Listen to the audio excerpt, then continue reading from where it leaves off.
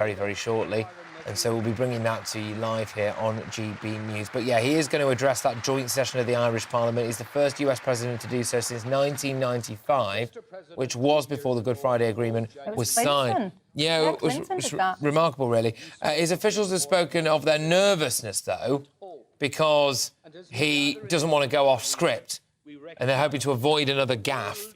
It's the old black and tans gaffe. And bearing in mind that he's hinted that he might run again, Michelle, based on things that we've seen, and we have had quite a close look at him, especially in the last couple of days, do you think he should run again? Do you know, you're probably going to think I'm a bit mean, but when I do watch these screens, and OK, yeah, he does look, you know, reasonably well, I do think he is, you know, what, he's 80 or so now, and it does make me kind of think, do you need to have an upper age cap, really, when you can serve in public office? I think it's terrible for democracy because people will turn out under the pretence of voting for Joe Biden. There's no way you're telling me he's running the country.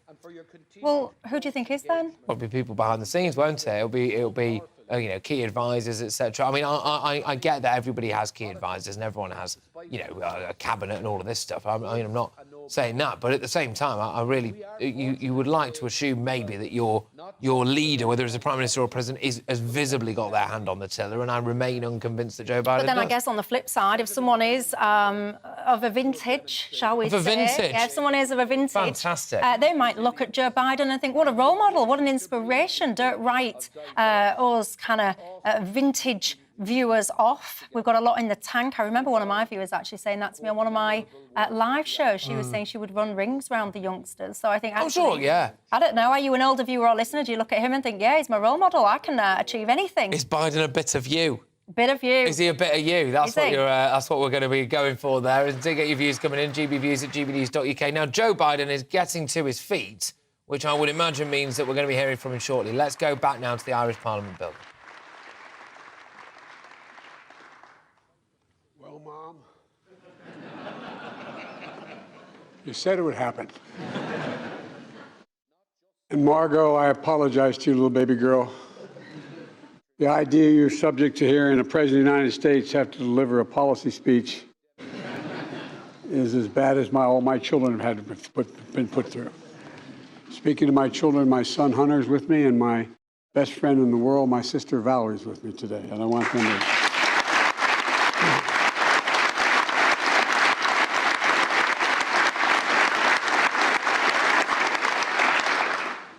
As the proud son of Catherine Eugenia Finnegan Biden, well, you knew I'd be coming. Speaker, Chair, Taoiseachs, all, and Deputy Prime Minister, TDs, Senators, people of Ireland, it's so good to be back in Ireland. If you forgive the poor attempt at Irish, Táimé Seo Bhaile, I'm at home.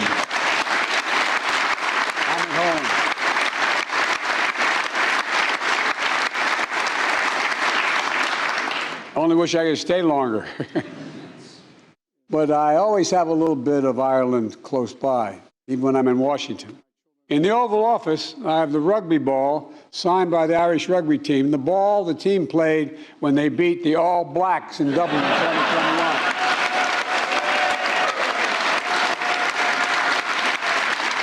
By the way,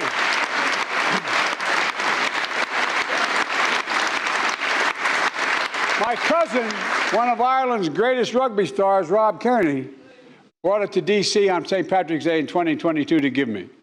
And I didn't play rugby except when I was out of law school. And I didn't play it very well. We played in a rugby club. But I did play American football and a few other sports. But I realized that, you know, you guys are all nuts. But the interesting thing is, I'd rather have my children playing rugby now for health reasons than I would have them playing football.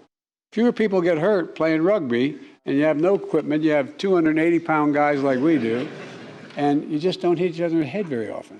And but anyway, all kidding aside, in 2016, I came to Ireland as vice president, bringing most of my family with me.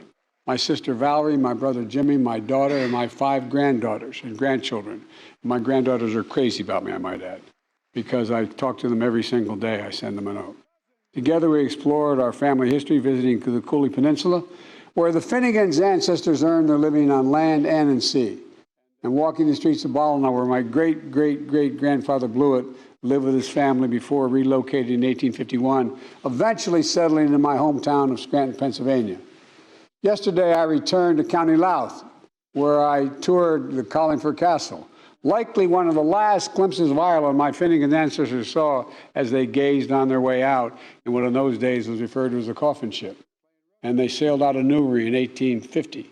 I wasn't going to say this, but I'll say it anyway. The idea was, I later learned from the Irish Times, they did a little background check, and my good friend Barack Obama, and he is my good friend, his grandfather was a shoemaker like mine, sailed 5 weeks earlier from the same port. The idea they both sailed for a new life and thought their grandchildren, their great-great-grandsons would both be president, I think is really a little bit of Irish malarkey. But it's kind of interesting, isn't it?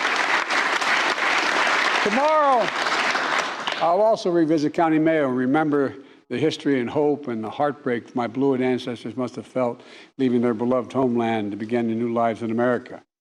I say all this not to wax poetic about bygone days, but because of the story of my family's journey and those who left and those who stayed is emblematic of the stories of so many Irish and American families, not just Irish-American families.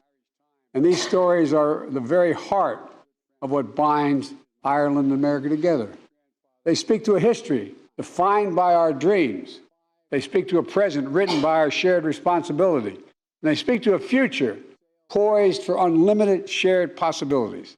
So today, I'd like to reflect on the enduring strength of the connections between Ireland and the United States, a partnership for the ages.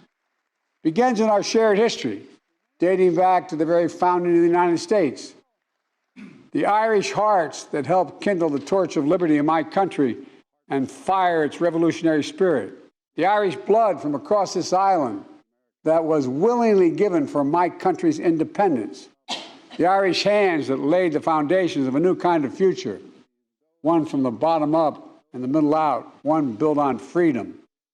You know, the great waves of immigration that brought our ancestors to the United States in succeeding decades carried millions more Irishmen across the sea. Most of them arrived a little more than with hope in their hearts and strength in their dreams and beautiful memories of an emerald green isle, a home they would never fully leave behind.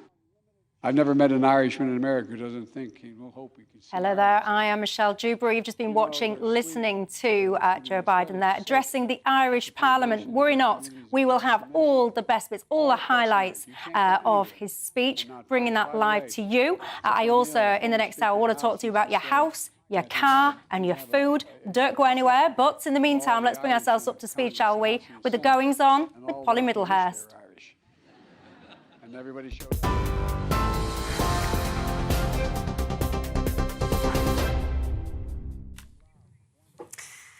Thanks very much. We can bring you the latest news now. And of course, Joe Biden is currently in the United States. President of the United States is in the Republic of Ireland, of course, today, and he has been meeting with the Irish Taoiseach Leo Varadkar and watching a display of Gaelic games with young people who have been showing him a demonstration of hurling.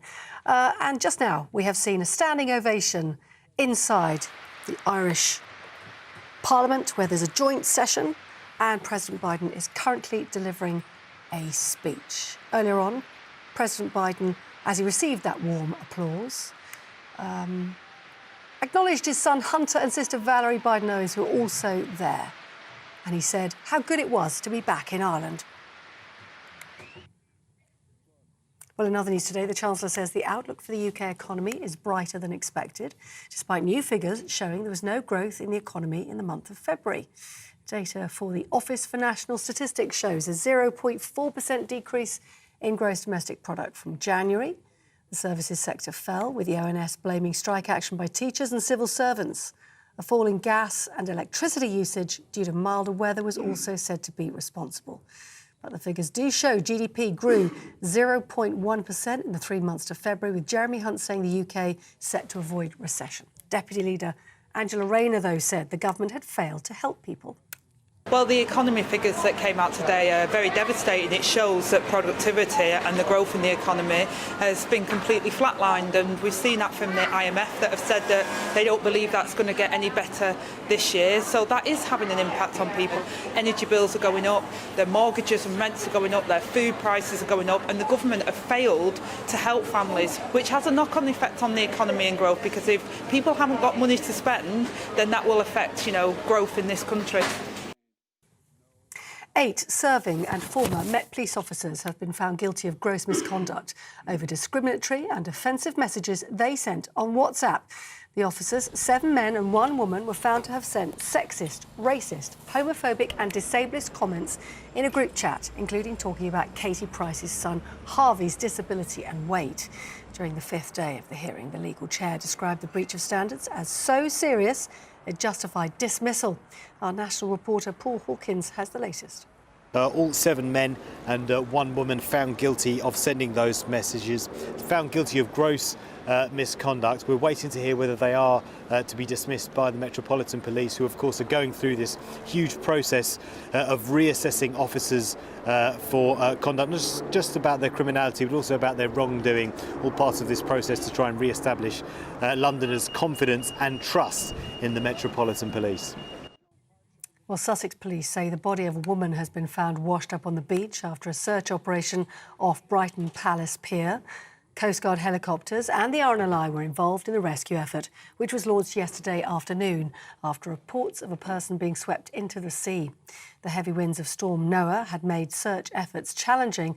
Our national reporter Theo Chikomba says police are still trying to identify the body. Sussex police say an investigation into the circumstances is ongoing and further updates will be provided in due course. So far, there's been no formal identification, but the police say investigations are continuing to establish that. Donald Trump is currently facing questioning in a deposition in New York in a £200 million civil fraud lawsuit. The former president is accused of being part of a decade-long scheme to manipulate property values and his net worth to obtain loans and tax benefits. Posting on social media, Donald Trump said he would use the case to show what a great and profitable company he'd built.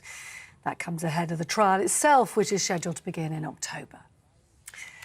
And demonstrations have continued today in France on the 12th day of nationwide strikes. Hundreds of railway workers gathered at Paris's Gare de Lyon station to protest against President Emmanuel Macron's plans to increase the pension age by 2 years to 64. Opinion polls show a wide majority of voters still oppose the reforms, and tomorrow the Constitutional Council will decide whether or not the law can be applied in France. Those are your latest news headlines. I'm back in an hour. Now back to Michelle.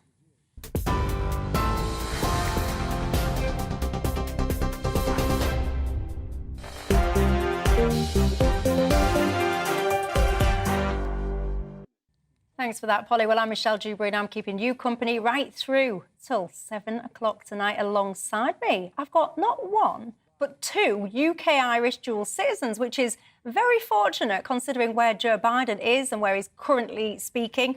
Dawn's just said, Michelle, can you stop showing us every single move that Biden makes? Yes, I can actually, because instead I'll show you the moves that these 2 make. Daniel Moylan, a Conservative peer in the House of Lords, and Kevin Craig, CEO of PLMR Communications.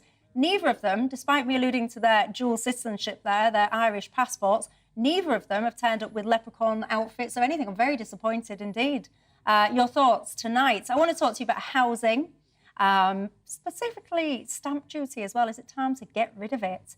And if you've got a big house, lucky you, do you think you should be incentivised to downsize? So that could be anything, couldn't it? It could be getting rid of your stamp duty on your next purchase. It could be paying you, I don't know, to downsize. Would that be the shake-up that the housing market needs to help people or not? So I want to talk to you as well about cars, the dreaded ULEZ, clean air zones, whatever they're called in your neck of the woods, because those things are absolutely everywhere.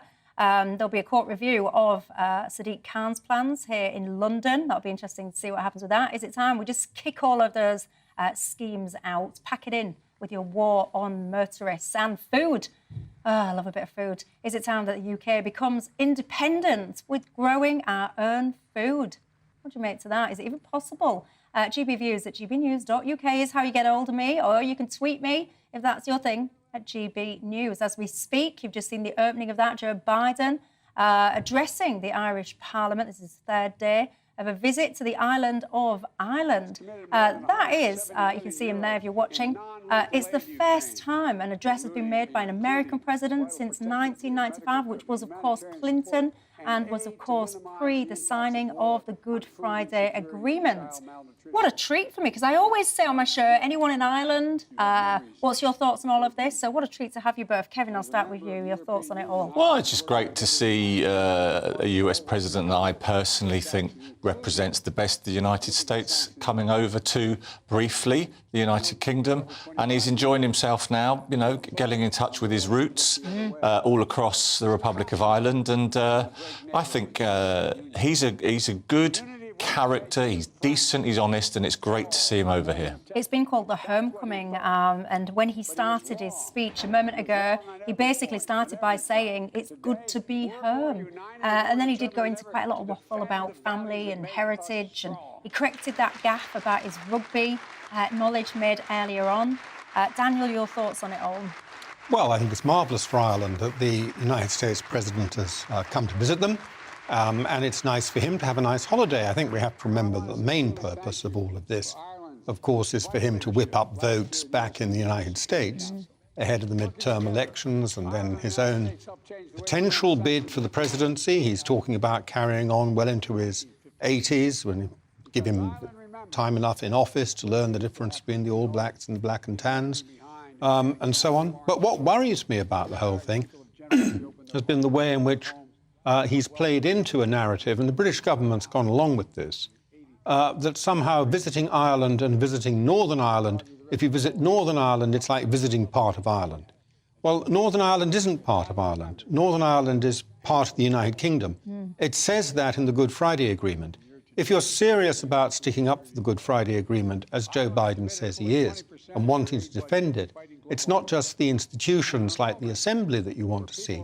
It's the fact that it says explicitly Northern Ireland remains part of the United Kingdom for as long as the people in Northern Ireland want that and until they vote otherwise. And so far, there is no sign that there is a majority of people in Northern Ireland who want to be part of the Republic. So inviting all these Northern Irish politicians down to be present in the Irish Parliament is another example of that. And I don't think we should have gone along with that so readily. Well, Jeffrey Donaldson didn't, did he? Did he end up going in the end? No, I think it was said that he didn't attend. I mean, I think Daniel's reading of it is, in my view, unfair in terms of Biden's. He very clearly understands that Northern Ireland is part of the United Kingdom. Daniel, you articulate very clearly the Good Friday Agreement, that it shall remain part of the UK until, if or when, a majority of people vote otherwise. And I think there's been a lot of stuff said about Biden and his attitude.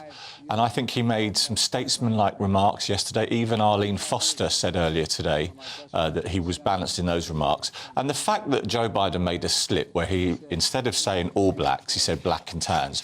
There's nobody around this table who hasn't got their words wrong at an official function, I would guess. Yeah, but he does seem to be quite gaffe-prone, though, doesn't he? And I think one of the challenges is there's a question mark, if I may be so bold, over his age, and at what point your age becomes a restriction or a barrier to you continuing in politics, if at all. So I think when you are kind of making such kind of gaffes, whether it's falling downstairs, getting things wrong, or whatever it is, it does make people then put that spotlight on you a little bit more. Yeah. Is that fair or not? Well, yeah, you're right to say that there is a spotlight on him, but you know, Joe Biden was the only Democrat candidate that one could be fairly sure would beat Trump, and he played a very important role, in my humble opinion, in doing so. And you know, that's the issue again, because God, this is going to divide opinions so much, but there are many people who just at all costs don't want to see Donald Trump back as President of the United States. And until such time there's a candidate that looks like they can beat him more than Biden, then he'll get reselected. Why would that divide opinion? Because I think anyone would agree that that is the situation, that anyone, so many people would do anything to get rid of Donald Trump. I don't think that's controversial. I think the fact that that is the case would divide opinion. I think that that's very wrong, actually. Your thoughts on this? But what do you think about this whole age thing as well? Lots of talk about whether or not it's time now, 80 or off you go kind of thing. Well, I've never rated Joe Biden. My first encounter with Joe Biden, on the telly, I've never met him, of course, was when he plagiarised one of Neil Kinnock's best speeches.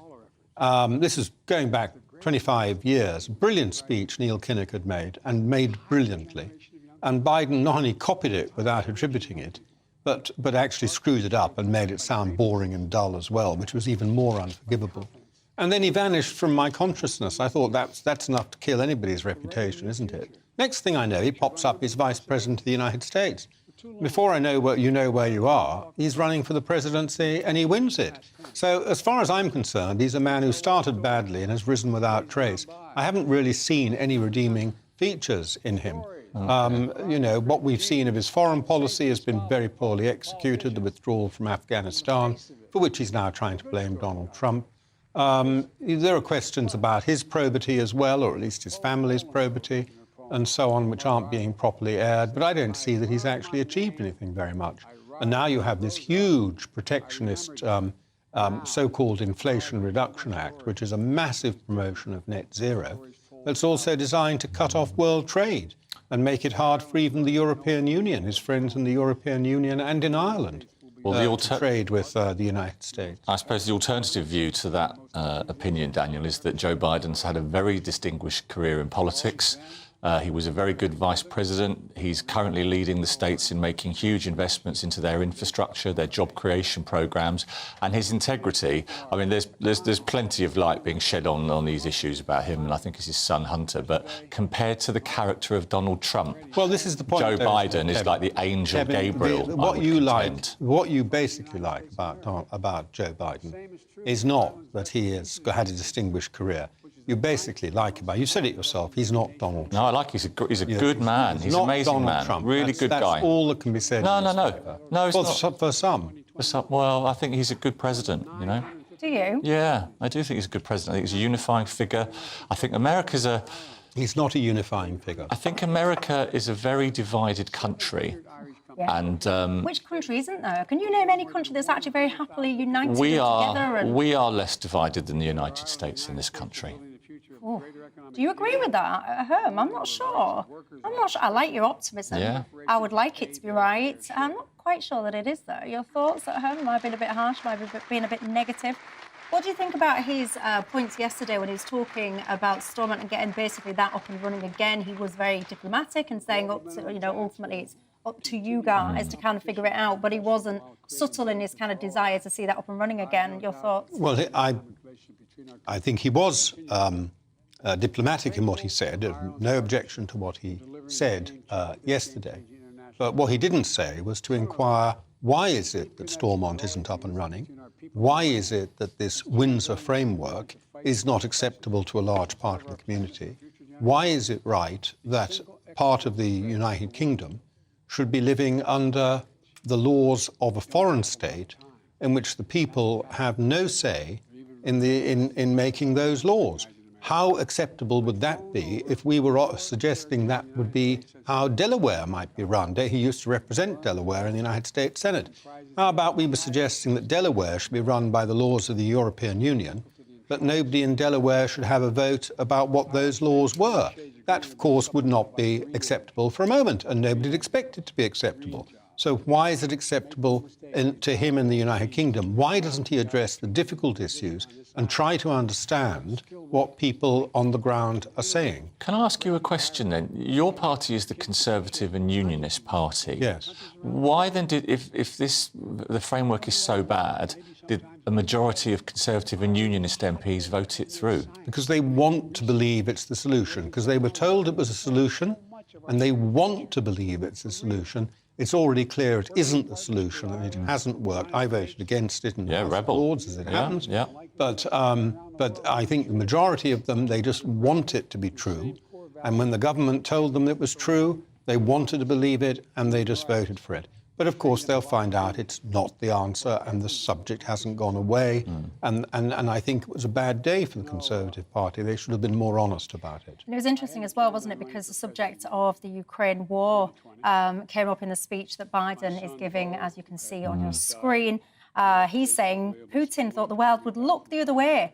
He was confident that he'd break NATO in the European Union. The unity of Western nations would fracture and fall at the moment of testing. But, he says, he was wrong. Today, we're more united and more determined than ever to defend values that make us strong. What do you think to that? One of my viewers, Ray, has been in touch saying that actually he thinks the UK Parliament could learn a thing or two from the Irish Parliament. Look, he says, or she says actually, look at the way that they are conducting themselves. There's no shouting, no booing. It's just polite listening. But I think if Biden was in the UK Parliament, I'm sure people would be politely listening and paying attention. I don't think any of the MPs would be booing and all the rest of it, do you? No, when visiting dignitaries and big world leaders come to address the Houses of Commons and Lords, and Daniel will have been in those.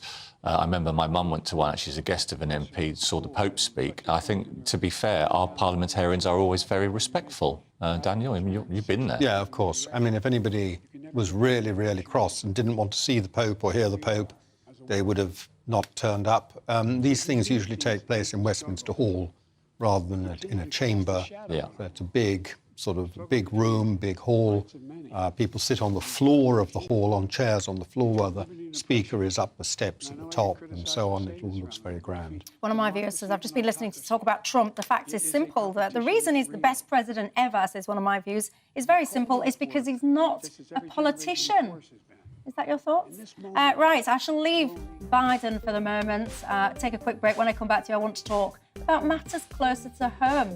Our housing market, firstly, stamp duty. Is it time to get rid of it? And what about you lucky folk who own a big property? Should we pay you to downsize? Would that get you moving, to give the youngsters a bit of a hand up onto the property ladder? Or not? See you in 2.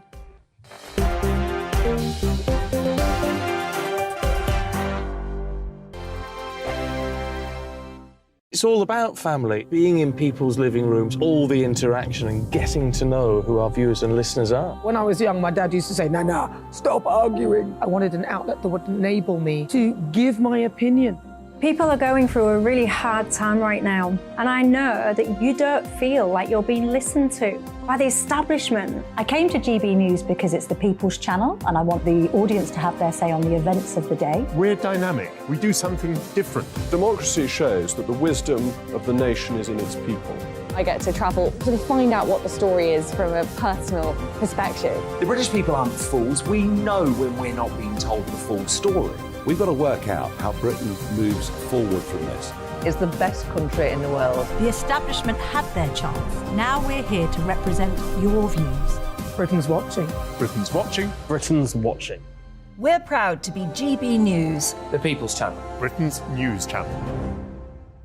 Hello, I'm Michelle Dewberry, and you can join me every weekday 6 till 7 on Dewbs and Co. You're an inspiration to us all. Clip that bit up. Well, you are. That's my ringtone. My political ambitions those days are gone, I can tell you. She's only teasing. Go on. He's probably going to want to lay down now. I'll give him 2 minutes to have one. Let's respectfully disagree. That's what we like on Dewbs and Co. Come and join us. GB News, the People's Channel. Michelle Dewberry, weekday evenings at 6 o'clock. Start the day with GB News. We catch up on all the big stories you didn't hear the night before. And take a look at what the world's talking about this morning. That's right, Monday to Thursdays from 6 o'clock. It's Breakfast with Eamon and Isabel. Straight after breakfast, join us, Bev Turner and Andrew Pearce. We're going to take you through till noon. We'll be tackling the big topics of the day, including the things that the other channels just won't talk about. If it's happening here. Wake up to mornings on GB News, the People's Channel. Britain's news channel. I'm Simon Evans. Join me on GB News for Headliners at 11 p.m. What's the scoop? I'll be joined by 2 of the country's top comedians. That's right. As we take a look at tomorrow's newspapers tonight. We're going to get into trouble. If it's a big story, we'll be covering it. Spill some tea on him. There we go. But we'll also have some fun. I wouldn't stick up a bank. My father didn't love me. So anyway. Headliners every night from 11 on GB News, the People's Channel, Britain's news channel. We've got a brand new lineup every Saturday night on GB News. From 6 p.m, I'll give you my unique take on the world today. Then at 7, it's me, Calvin Robinson, with my Common Sense Crusade. New to GB News is the Saturday 5. 5 times the opinion. Join us every Saturday from 8 p.m. as we debate the week's stories. With us 4, plus a special guest. And at 9, of course, it's Mark Dolan Tonight. Brand new Saturday nights on GB News, Britain's news channel.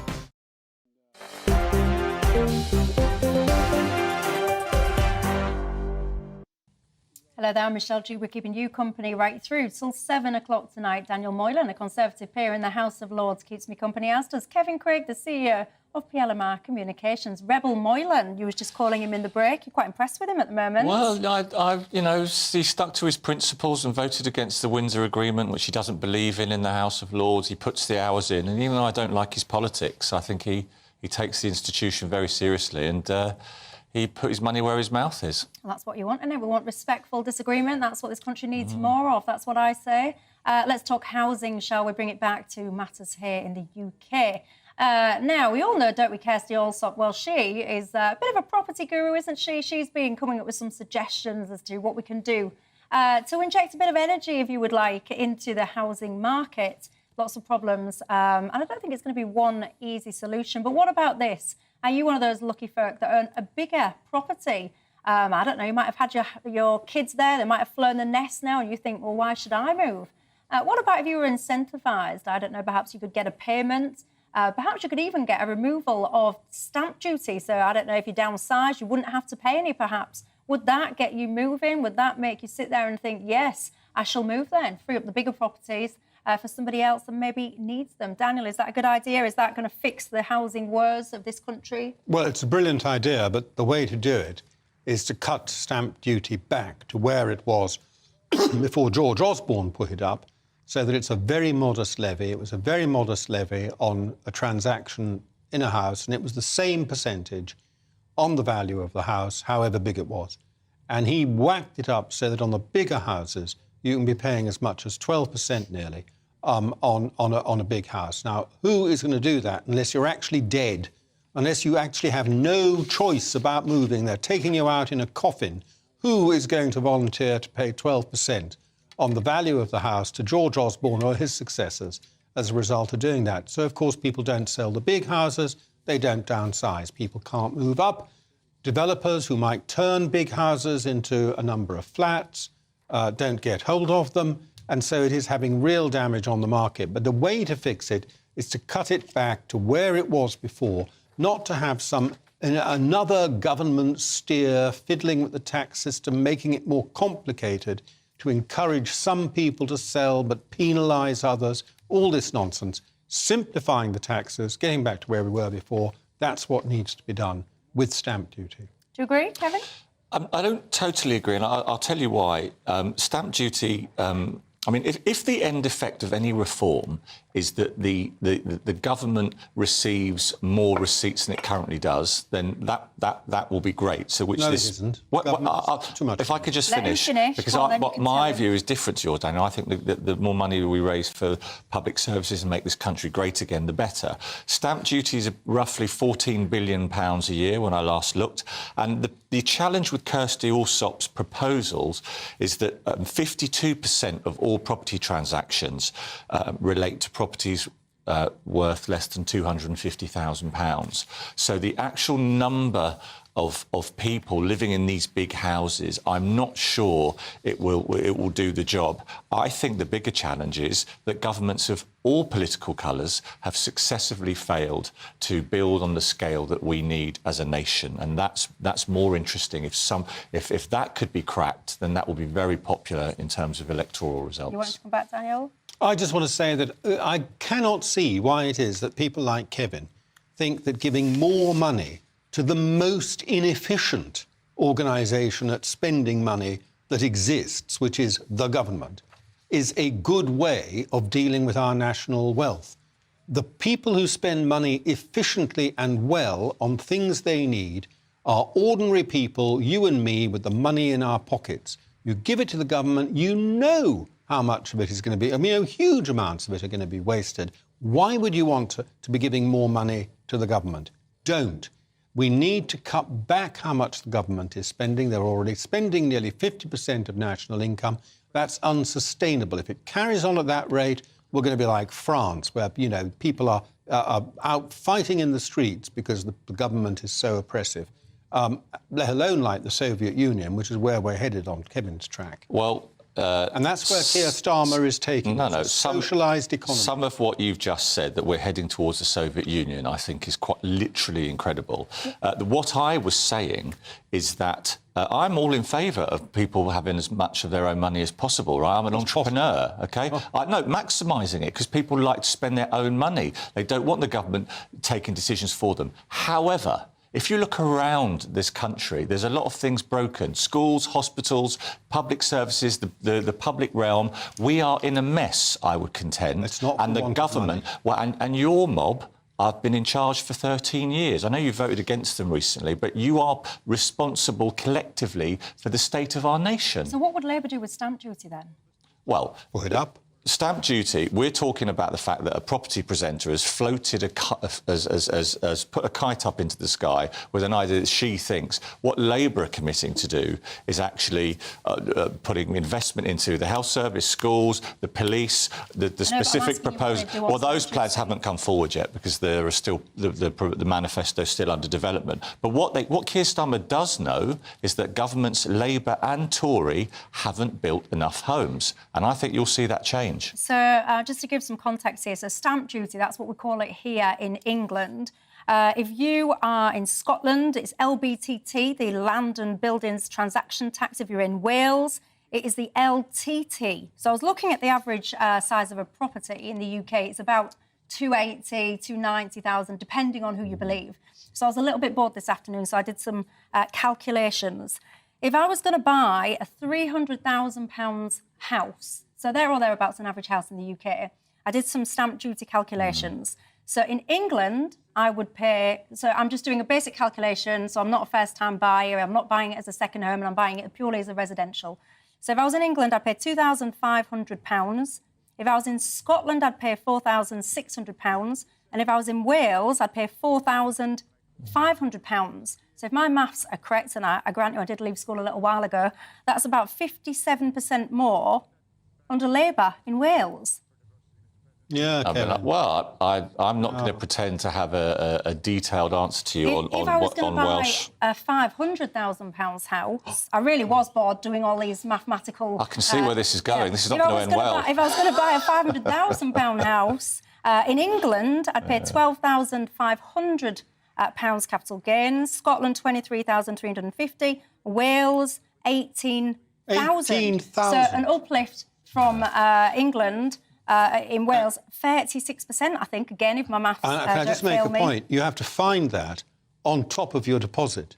Yes. And people are struggling to make the deposit, to save the deposit, and then they get an extra 18,000 or whatever the figure is, whacked on top, which you can't borrow. You can't put that in a mortgage. Judge, when you've got something positive to say about the last 13 years in your record of house building, you know, come at me. Judge what Labour and what Keir Starmer brings forward for the next election to deal with the housing crisis. Yeah, I just don't get it, though, because I think because for me, I think the housing market in this country is broken. I think it's fundamentally wrong that if you work hard, you cannot afford a decent place to live. And the emphasis is on the word decent, because everyone can buy, you know, I say a shoebox. In some places, you see these days, they've got a one-bedroom flat, and what you've really got actually is a kitchen with a bed in it. I saw a picture the other day being marketed as a one-bedroom flat. I'm thinking, are you having a laugh?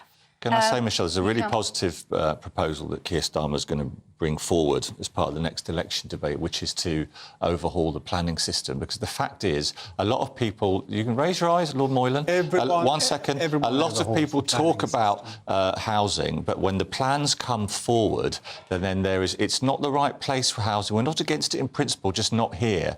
And we've got to get a grip of that as a country. Because you are right, Michelle. It's not normal families and the next generation of kids. They can't live near their parents. It's wrong. Well, there you go. What do you think to those sums, by the way? I used online stamp duty calculators to calculate them, so I'm hoping they're right. But I think actually, I think it's a disgrace, really. I would abolish stamp duty altogether. Why should you have to pay an additional tax on an asset? Why?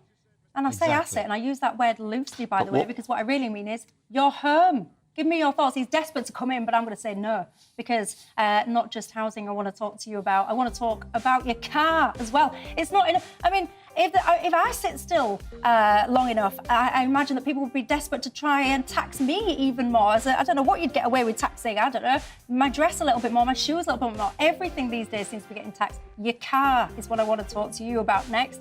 There is no end to what I think is just basically revenue generation now. If anyone dares set the backside in a car, ULEZ, clean air. I want to talk to you about those schemes in 2.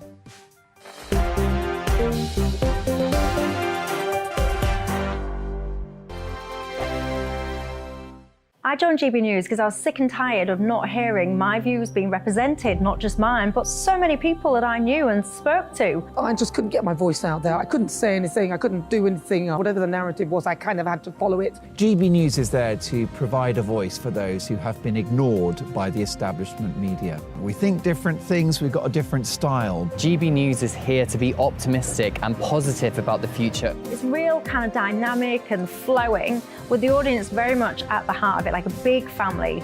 Here at GB News, we talk about the things that matter to you. Hearing the voices from right across our towns and cities, especially our towns. All sides of the argument represented with a heavy dose of opinion.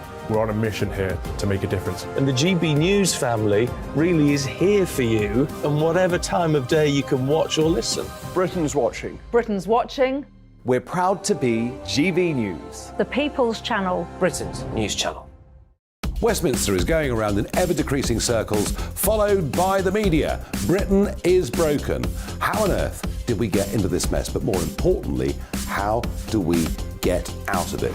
Join me at 7 p.m, Mondays to Thursdays on Farage, here on GB News. We will have open, rational debate. We've got to work out how Britain moves forward from this. Join us here on GB News, the People's Channel. Britain is watching.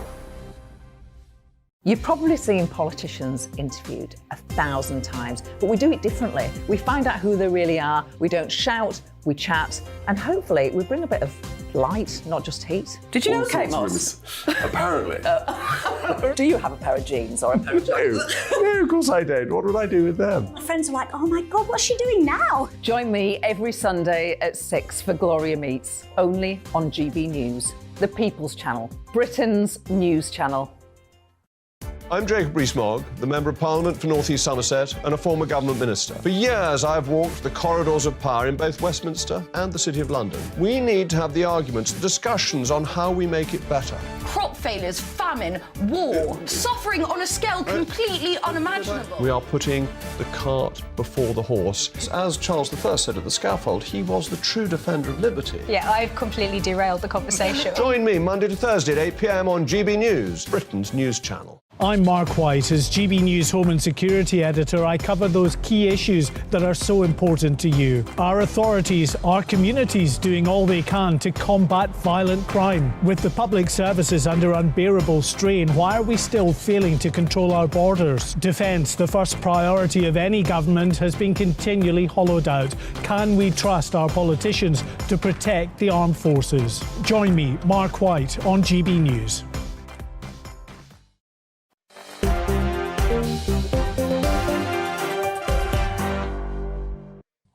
Hi there, I'm Michelle Dewberry, and I'm keeping you company right through till 7 o'clock tonight. Alongside me, Daniel Moylan is a Tory peer in the House of Lords, and Kevin Craig is the CEO of PLMR Communications. Ian says, why should elderly people be forced to downsize when they've worked hard to buy their house, only to be crammed into a tiny little cell?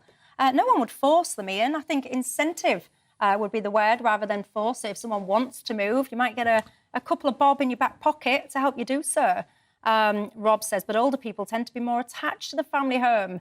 Maybe their spouse has died, having lived there, their children have grown up, etc. He says, please, can we show a little bit of compassion whilst we wait, and this is your words, not mine, for the passing of the people who helped to build this country. Richard, you're a man after my own heart, you say. Never mind all this, what about inheritance tax? Why can't we scrap it all?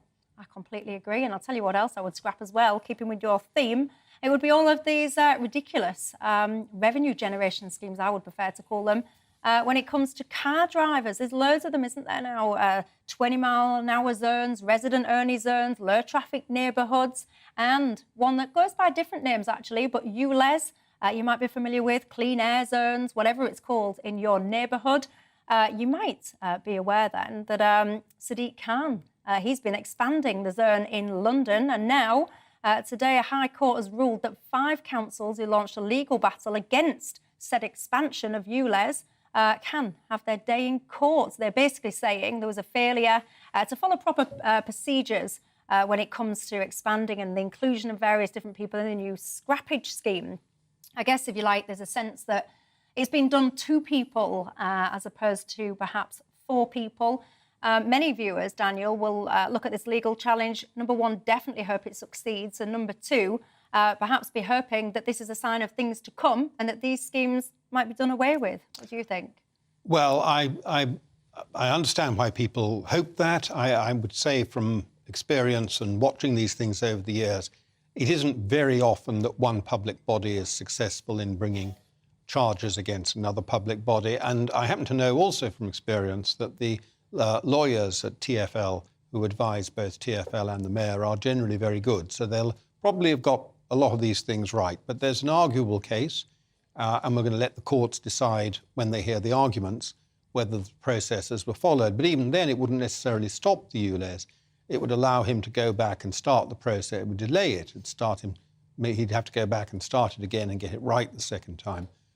So that judicial review isn't a way just of blocking something. It's a way of making sure it all comes right. But the fact is, up and down the country, you go to any town in this country now, any city in this country, and you ask the local authority, do they have a target for reducing the number of vehicles on the road over the next 5 to 10 years? And they'll say yes.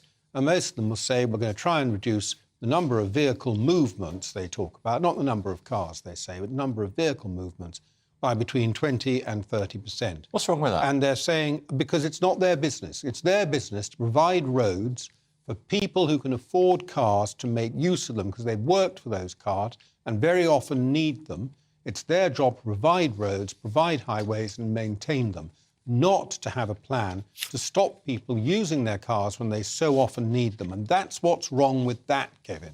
And it's just bullying because nobody has been asked about this. And if you go to the government and you say, well, what's this policy? Everyone's got it, so it must be a government policy somewhere. They say, no, it's nothing to do with us. And then you pick up the Driver and Vehicle Standards Agency's Vision for 2030 that came out last week, which, of course, is a government body. And it says exactly that, you know, by a certain date for 2030, we'll have reduced all these cars. Nobody's been consulted. Nobody's been asked. Nobody's been honest with people about this. And that's why you're getting a kickback. I'll just say one other thing. Go on then, and then I'll be very quick. I've always thought the British motorist is actually a very, very, will accept almost anything. They put up with almost anything until a certain point.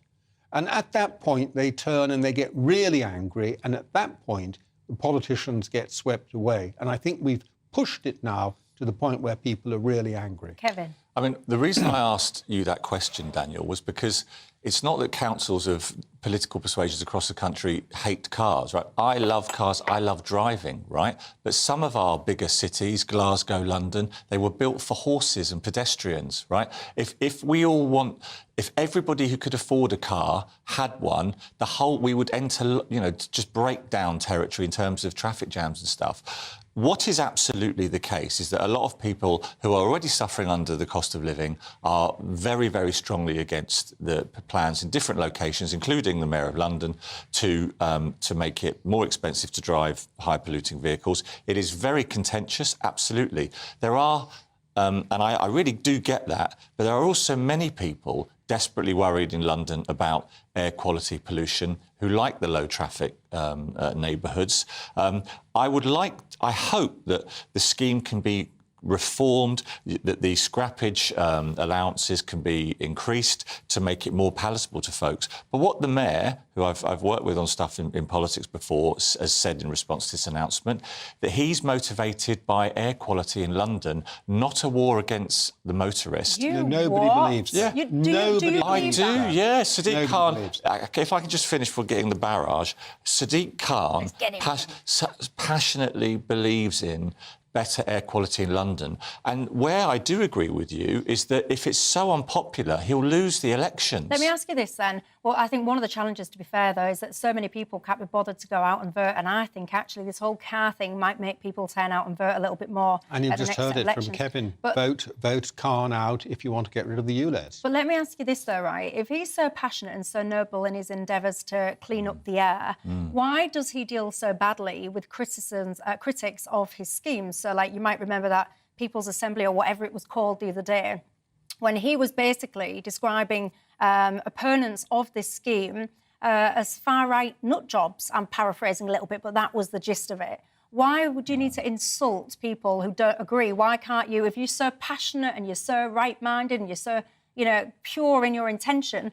why not have decent, respectful debate? Why try to smear and undermine and silence your critics? Well, you're referring to a meeting, I think famously a lady walked out when she didn't like the answer that he got. It was with Martin Lewis, the money-saving expert, talking about ULEZ. But in my experience, I mean, Sadiq Khan, I disagreed with him on a policy. It was about a garden bridge crossing the Thames, which Daniel wanted to build with his friend Boris. And I and local councillors were against it. And Sadiq and I disagreed. But I found that he was civil about it. But I don't think there's room for any sort of smearing of anyone, and I think that's what makes us as a country better than others. Do you drive an electric car? I do, yeah. Oh, I'm lucky enough. I thought you'd given it up. No, I mean, I'm on the bike today, looking good as ever. Well, you've come here on a push bike? No, yeah. No, it's What, an in your electric suit? bike. Yeah. It's an electric bike. Well, it's a hybrid bike. Is it? That still counts. Do you drive an electric car? No, I can't afford one. Would you, if you could afford one? If it went far enough without my having to recharge it, and none of them does, or at least if I spent 70 or 80,000 quid on a car, I could probably get one that would go just about far enough. I can't afford that, and I wouldn't want to spend, even if I had it, I wouldn't want to spend £80,000 on a car. Yeah. These little minis you get, that go 150 miles, and you can't rely on them, that maybe I could afford, in my price bracket. Yeah. No, I don't. So I've got a Jaguar and I made this decision because I gave up a car for about 3 years. And when I got it replaced, it went back to having a car. I looked it was just 3 years ago. Is this a short story? I need to go to break in a minute and move on to a different story. I very seriously looked at getting an electric car. I really seriously looked at it. Expensive still. And if you can have only one car, and I can only have one car because I've got one parking permit, if you can have one car, you cannot afford to rely on an electric car. That's it. It's a toy for the rich. A toy for the rich. Have you got an electric car? Are you rich? Is it your toy? Tell me. Matthew says it's very simple, Michelle. ULEZ is killing business. Dave says everyone I know thinks the motorist is under attack. I managed to do that whole segment without having a massive rant about 20-mile-an-hour speed limits. I'm very proud of myself. Right, so I'm going to take a quick break. I've covered your house, I've covered your car. When I come back, I want to talk to you about food. Don't go anywhere.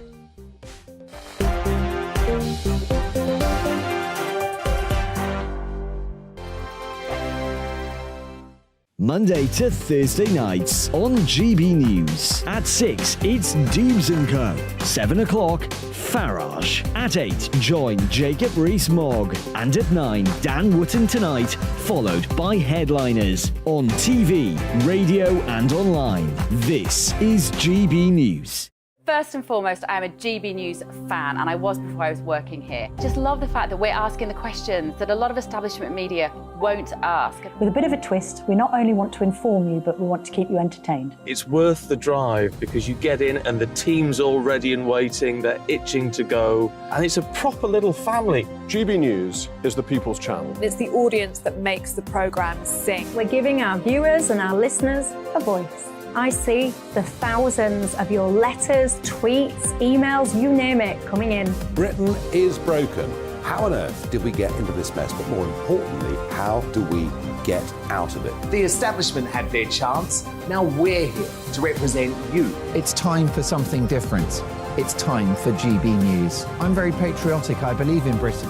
Our best days lie ahead. Britain's watching. Britain's watching. Join us here on GB News. The People's Channel. Britain's news channel. Join me, Patrick Christie's, Monday to Friday, 3 till 6. We tackle the day's news agenda like you've never seen before. It's high tempo, high octane, the most controversial topics, and the best guests. You will not be able to take your eyes and ears off it. I'm not afraid to ask the questions that you really want answered. 3 till 6 p.m, Monday to Friday on GB News, the People's Channel, Britain's news channel. GB News has its own late-night paper preview show, Headliners, where comedians take you through the next day's top news stories. You don't have to bother reading the newspaper, we've got it covered for you. Headliners, every night at 11 p.m. and repeated every morning at 5 a.m. We won't send you to sleep like some of the other paper review shows out there. GB News, the People's Channel, Britain's news channel. Join me, Camilla Tominey, on Sunday mornings from 9:30, taking the politicians to task and breaking out of SW1 to see how their decisions are affecting you across the UK. Bursting the Westminster bubble every Sunday morning, only on GB News, the People's Channel. Britain's watching. Hello, I'm Calvin Robinson. Do not miss my Common Sense Crusade Saturdays at 7 p.m. Join me for some in-depth discussions on faith. Is that not the start of the slippery slope? It's very much so. And the big moral questions of the day. I'm baffled. You've got some nerve. Only on GB News, the People's Channel, Britain's news channel. I'm Andrew Doyle. Join me at 7 o'clock every Sunday night for Free Speech Nation, the show where I tackle the week's biggest stories in politics and current affairs with the help of my 2 comedian panellists and a variety of special guests. Free Speech Nation, Sunday nights from 7 on GB News, the People's Channel, Britain's news channel.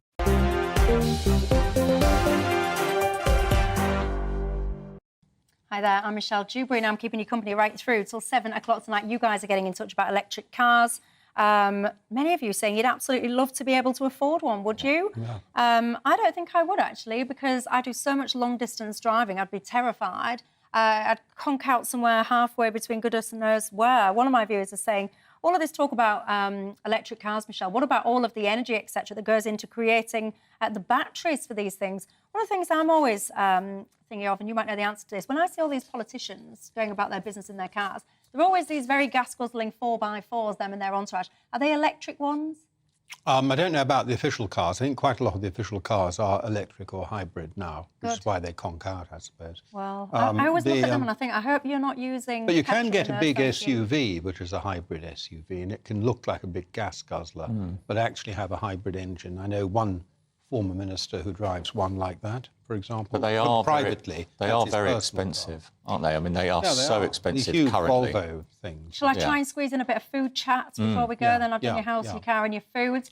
Right, I'm just going to cut to the chase on this one. Do you think we need to be slightly more independent when it comes to growing our food security and all the rest of it, less dependent on foreign imports? Kevin? In an ideal world, yes, but I feel sorry for our farmers, right? They're suffering from fertiliser costs, fuel costs, feed costs, and I hate to say it because it will divide people, but since Brexit, they've lost their nearest export markets, they've had a reduction in subsidy. Hang on, it's relevant. How can we produce our own food? They are suffering, and it's farmers saying that. If we're not exporting it, then we are sorry. producing more of our own food. I feel sorry for our farmers. That's what They're we suffering. are producing more of our own food. The farmers are very unhappy, Daniel. Yeah, well, some of the farmers are unhappy, and some of them... I think there are reasons. One of the reasons that farmers are unhappy is that they haven't had a clear direction from the government on what...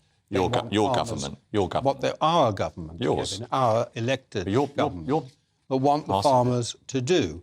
And they certainly haven't had a clear direction from the Labour Party as to what they might want farmers to do. Do you want them to grow food? Do you want them to fill the fields with solar panels? Or do you want them to be set aside for biodiversity net gain? Nobody knows. Labour supports all these things even more than the government does. So they'll have to make their minds up if they ever come close to government, which I fervently hope is not going to happen. But I would say that we saw from Ukraine, the invasion of Ukraine, that actually being a bit more self-sufficient in our food, we can never be wholly self-sufficient. Correct. In this country. We haven't been self-sufficient in food for a couple of hundred years. Yeah. But being a bit more self-sufficient would be a good idea, I think. Well, the government should take that in hand, have a clear view, and give directions to farmers. Your farmers, grow things. I'll leave you to ponder that one at home. Would you pay more, for example, if you could get, I don't know, whatever product it is, whatever your favourite food is, if you could source it, you knew it had been created here in Britain, would you be prepared to pay a British premium for that product? People haven't got money, Michelle, that's the problem. Well, we all have a certain amount of money. It's how we prioritise it, what we choose to prioritise and spend it on. I suspect for some people that might be a real big thing for them. The whole Buy British. Stuart says, I'm not rich, Michelle. I'm a single income household, but we've got 2 electric vehicles.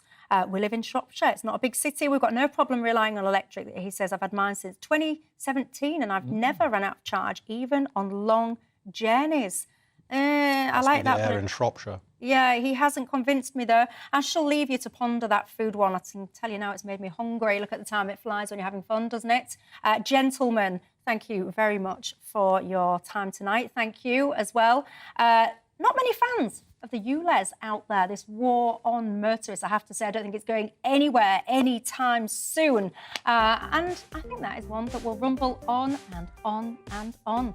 So I shall leave you to ponder it. Have yourself a fantastic evening. Up next is Nigel Farage, and I will be back with you exactly at the same time tomorrow, 6 o'clock till 7 o'clock. Have a wonderful evening, and I shall see you then.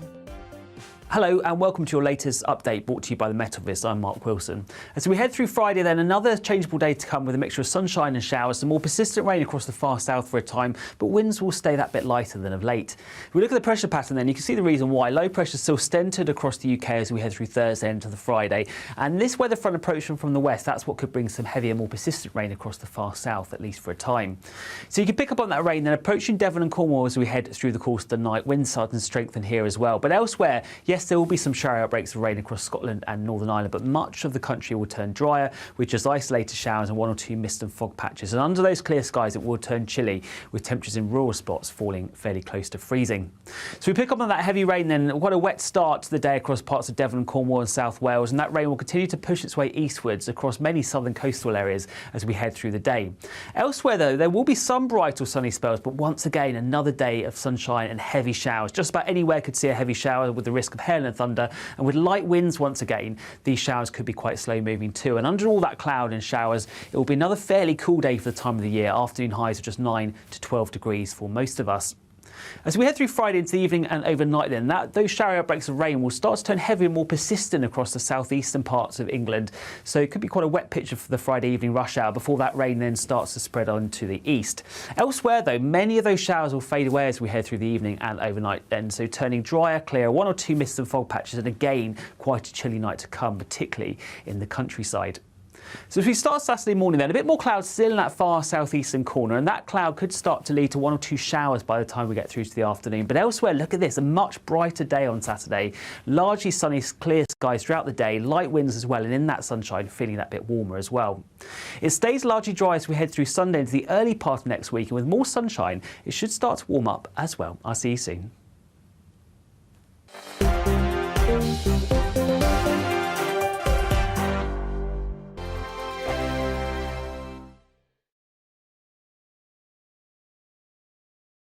It's all about family, being in people's living rooms, all the interaction and getting to know who our viewers and listeners are. When I was young, my dad used to say, "Nana, stop arguing." I wanted an outlet that would enable me